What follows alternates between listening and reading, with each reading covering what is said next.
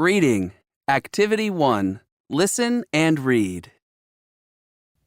Why do we sneeze? Achoo! When you have a cold, you often sneeze. Why?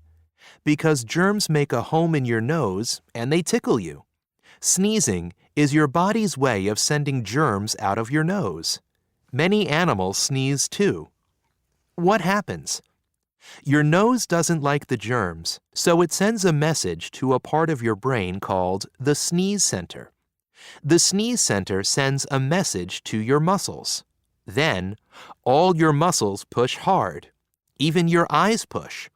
That's why you close your eyes when you sneeze. You should have a tissue ready because the sneeze happens very quickly. A sneeze can travel as fast as a car. Some people sneeze when they don't have a cold. It happens when they go out into the sunshine.